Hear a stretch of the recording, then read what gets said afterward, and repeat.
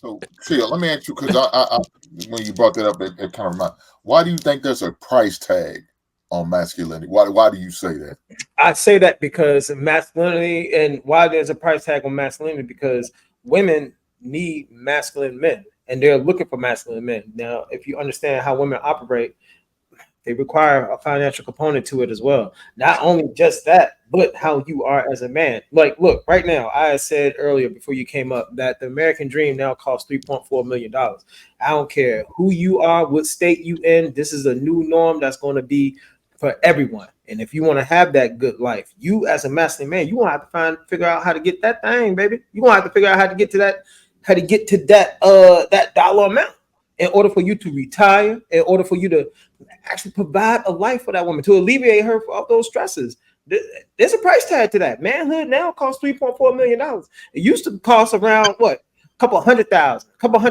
But as the inflation rises, the economy is getting harder and harder. Yes, Hank, there is a price tag to manhood. It really is, because being a man is a never-ending job. We all know that, right? I mean, I definitely agree with that, but Yes, I don't agree with the part about there's a price tag. Yes, sir. There's a price tag to it. You ain't gonna is being a man, is that free? Is masculinity free? At its core, yes. How? Whether I have or don't have, I'm still a man. No, you're not. No, I am. Yeah, you are. I mean, so what makes you a man then? If you make more than your father, you feel like you're more of a man than your dad? You make more than him. Your dad might just be a better man than you were. You made more money. I don't define. And so the jump I just see where the good brother Hank is going. Hold on, let him answer the question. Yeah, you gonna let him? Wall Street. Right. So what's up, Tim? Tim, man. Who? Me? All right. So wait, I want to hear him ask it again. What is it? What part about it that you don't agree with? If you make more than your father, does that make you more of a man than your father? Shit. Let's just say your father grew up in what your father 1950s, 60s, 70s. The dollar for them was a lot more valuable than our dollar today. So if you go out here and get it and you surpass your father, why the hell you not more of a man than he is? We got it a lot harder than what they got with the economy. I gotta kind of agree with that though, because it gets convenient when you put a dollar sign on manhood. Like, I'm gonna tell you something. Hold on, before you finish that. For me, hold on. You landed. You landed, Spirit Airlines. Where'd you go? Not Spirit. I'm saying, right? I don't care. Like, whether I have it, I could lose it all. And I am still a man because I have the confidence I can gain it all back. A man isn't necessarily about what you have, it's what you do. And I think that's a huge confusion that a lot of people have. There are a lot of janitors that are much better men than P. Diddy. So you can't put just a price tag on manhood. I can't accept that. Because too many lanes to buy. I do like what you just said, Wall Street. You know, if you think about that, some men build themselves up, they lose it all. But the good thing is that there's still men and they can get it back. I'll go get so that's it right more back. That's more about what you do as opposed to necessarily like that specific dollar amount. And that's why I asked that question. I think it's all about, as a man, it determines a masculinity. It's about who you are as your core, who you are as a person. Because I could be a trash ass person making millions of dollars, but that doesn't make me a masculine man. And that don't make you better than the next man. But not a masculine man, not a stand-up type man, a man with values and morals. That doesn't make me as a man. I wouldn't consider. Now, this is my opinion. I know, Chill, like you said, you have your own opinion, definition of stand. Man is because you said you base it off a price tag. Yeah, it's a price tag on it. Like I said, man, masculinity doesn't fear death. Masculinity is defined by sacrifice. Masculinity does not, it don't respect weakness. Masculinity demands respect. Masculinity loves woman and womanhood.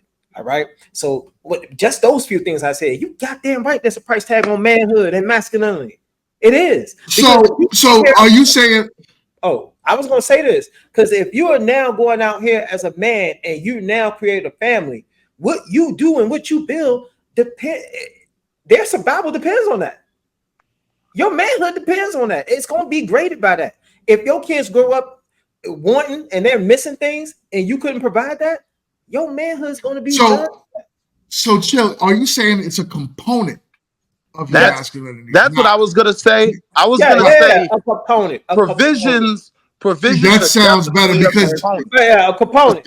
But here's the thing, though: my masculinity can't be bought. Okay, well, I think we could probably all agree on that. But when you make it sound like if you ain't got money, you ain't no man. You ain't no man. Yeah, that ain't. It's a very feminine argument. Give a damn about the foundation of morals and anything else. You just talk about my pockets are big, so fuck you. I'm the man, but I'm an asshole. I disrespect my mother, my kids, and my wife. And I got money, so I'm that man. Yeah, I can't ride with that shit. Well, hold on. What I'll also say is, though, the things that I really define myself as a man by, they can't be bought.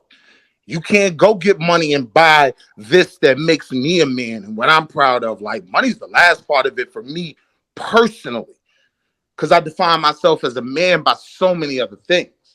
So I think we got to be real careful when we put a price tag on it, because then any lame can buy it. Right. Because you could have one and miss the other, and that's where the problem is, right? Right. You could be rich and miss character. You could be, poor and miss something else. So, and then in that case, it's like, okay, well, are you working on those parts? And that's what makes, in my mind, that's what makes you a man. The fact that you keep working.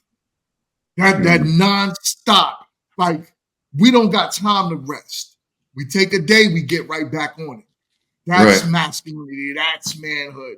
So you might not be where you want to be financially, but you have that goal to get there. You might not be the best family man, but you got that goal to get there. You're learning, you're inquiring, you're going to men that know more than you. That's where you want to be. That's when you know you're in the right direction of becoming the man that you need to be. Right. Before we segment off into the next portion of manhood, because there's so much that defines it.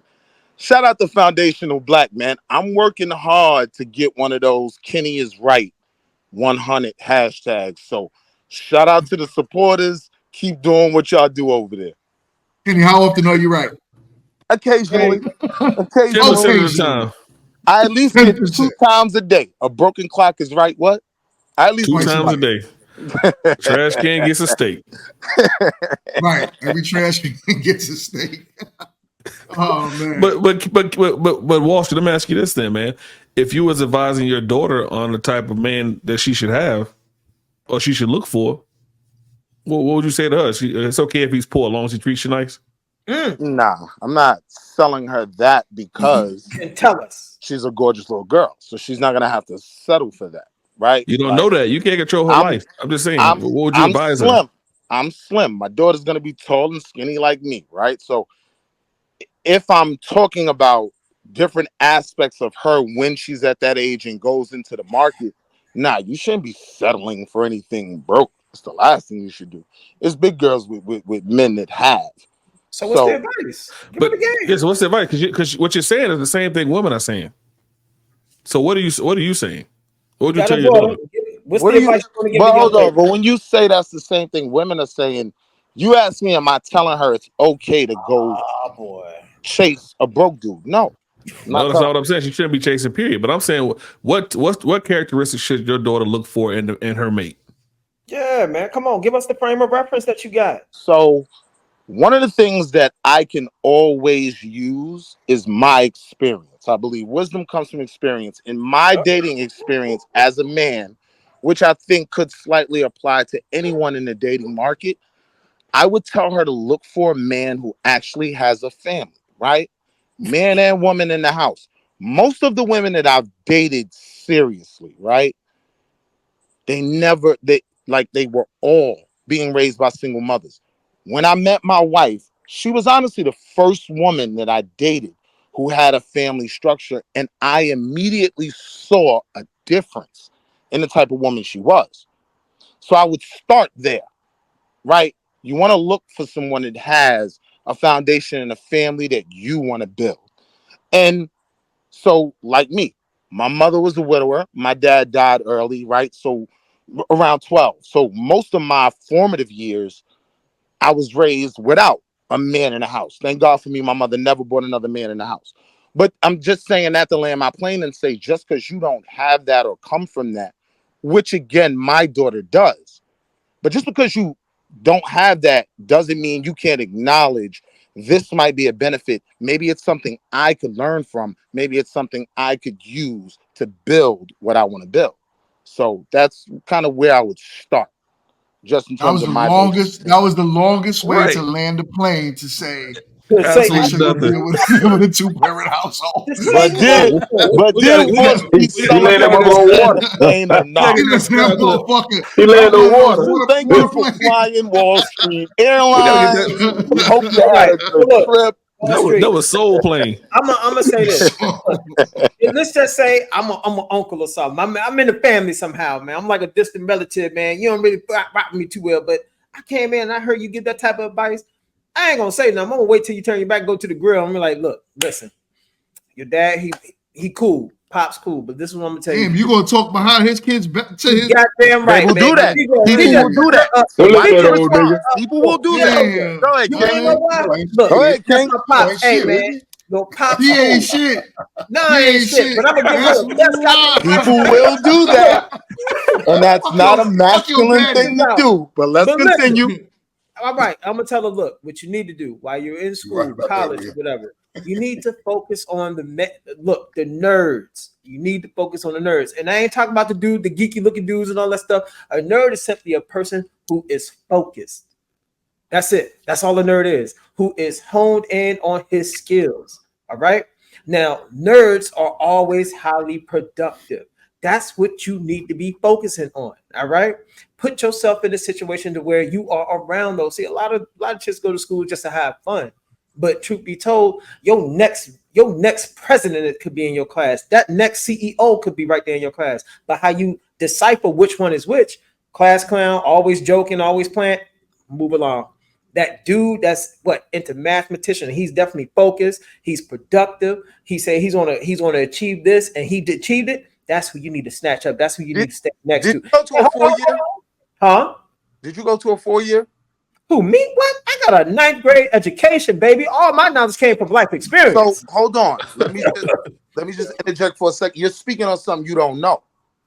No, that's false. I do know this. Hold on. I do know this. And you're talking about who? I'm talking about what women need to look for. In these 4 years.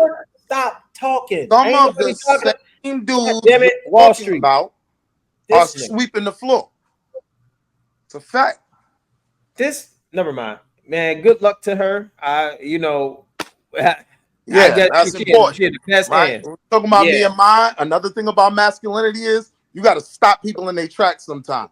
I appreciate the advice. Keep that over there, right? Because I went to a 4-year, right? Nobody's talking. I don't think. Hold on. Let me make my point. I don't think that's the best advice, and I think a lot of young ladies are rolling their necks right now, like, Oh, I remember Charles. Charles did me dirty. It's a fact. So I wouldn't think that's the best advice for you to come behind me at the grill. Can you? Oh, don't do that. No. Do not bring your wife on this show. No. I got a question. Here's the thing, right? Another thing about masculinity, right? You got to protect your own. So when Chill's asking me, get out of here. I'm not paying you no mind. You know what I'm saying? Because I know your agenda. I know what you're here to do. Now, if another brother who has a wife asks me, let our wives speak to each other, that's something I'm here. It's only a couple of y'all on this panel. Bring her on the show, the Grown Ladies Talking Show. I won't be on there. I'll just listen. All I gotta do is listen. She might pop out. You know mine. Okay, yeah, please. Make that happen. Make that happen because we got questions. She might pop out. Yeah, I bet. Man. No, but man. But what I want you to do I ain't is gonna have let y'all the dog table my man in talk back too of much. you for at least one video. What'd you say? What'd you say? Bring What'd you the say, stable Hank? out for at least one. You bring the stable out, right? You put 3 of these Yo, Wall in Street. the Hold on, tab Wall and Street. in. Wall Street. I promise. Hold on. Yo, when Wall Street is in the air, I want a damn bazooka sometimes, man. Take Yeah, that because he's just motherfucker gonna out. stop. My bad. God damn. What My you baby. say, Hank? No, I was gonna try to help my man Will out because y'all dog walking my man, Professor and Chill dog walking him. So as far as the answer, Hey, what I was gonna say though, because I found the Hold line. on, hold on 1 second. You were still going, Professor. Hank? My bad. Yeah. No, Hank, what you I was there? gonna say, the question you asked, what would I'd share information with my daughter? What I would tell my daughter, unfortunately, my daughter's already married, so that's not a problem. But say if she Congratulations. wasn't, thank you. I would definitely say it's not about how much money he's making right now. At the age when she got married at 23, I said, but what type of man is he? Honest man? Does he have his father or father figure in his life? Just like I told my son, don't marry no woman who doesn't have a father or father figure in life. I told my daughter the same thing. If that boy doesn't have a father or father figure in his life, don't mess with him.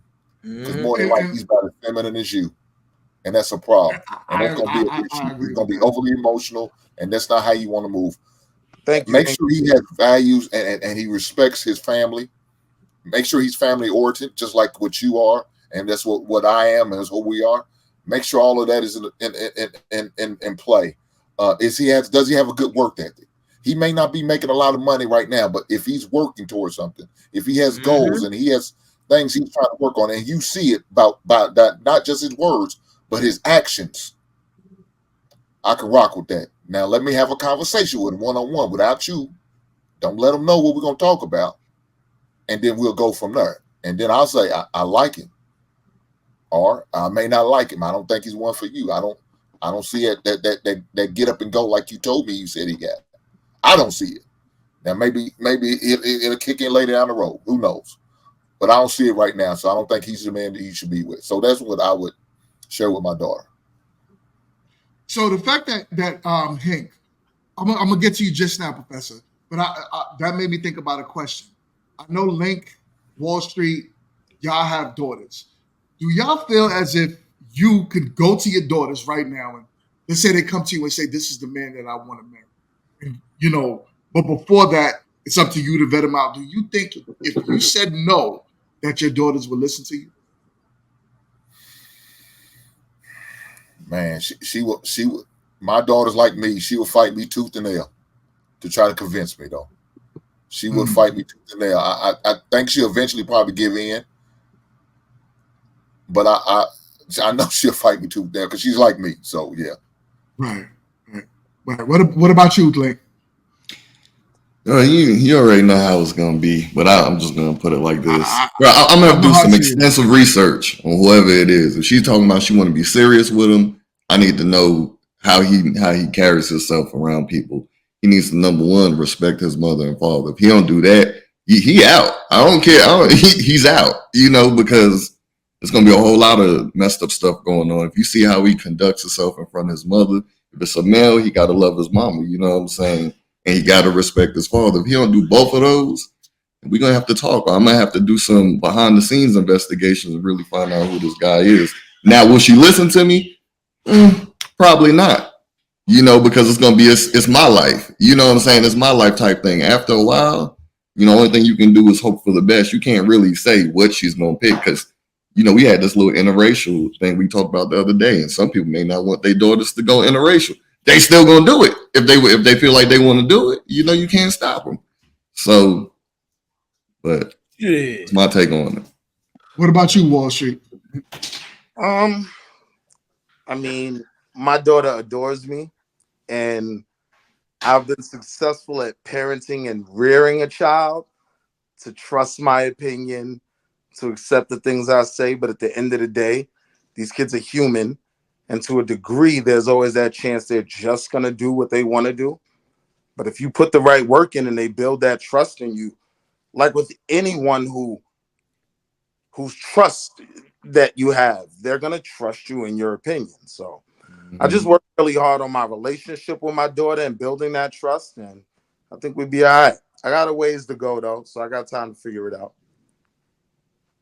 Yeah. So essentially, you know what? She's still young, so you don't really know, but that's something you got to build on. I get it. Yeah. I got all boys. I got 3 sons, so I don't know. But what you gonna say, Professor? No, sort of like I told my daughter, man, when she turned 18, I said, my job is no longer to provide you with foundational information. My job is now to guide you in your life and to help guide you with your decisions. So for me, because you're ultimately gonna make the decision that you want to make, period. But I'm gonna help guide you down that path.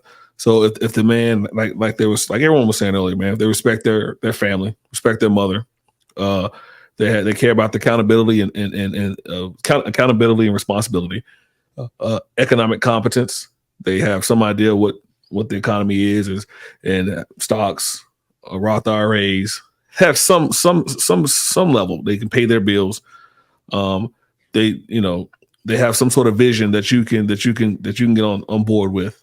And I gotta vet that vision out to make sure it ain't some BS. Like my daughter's dating a guy in journalism. I like there's no money in that. He needs to figure something else out. So she said, I know. And so when I have a conversation with this young man, there's some things we're gonna have a conversation we're gonna talk about. Because at the end of the day, she has to leave my house and go into another man's house. And I have to make sure that he's able to provide for her. He cares about his last name. That last name means a lot. How are you carrying yourself? So how are you perceived in the community? So there's things that I'm going to look for my daughter from this man that she brings to me. But the one thing I am happy about is that she is looking to be married. She's not looking to have hot girl summer. She's not looking to take trips till she's 35 years old.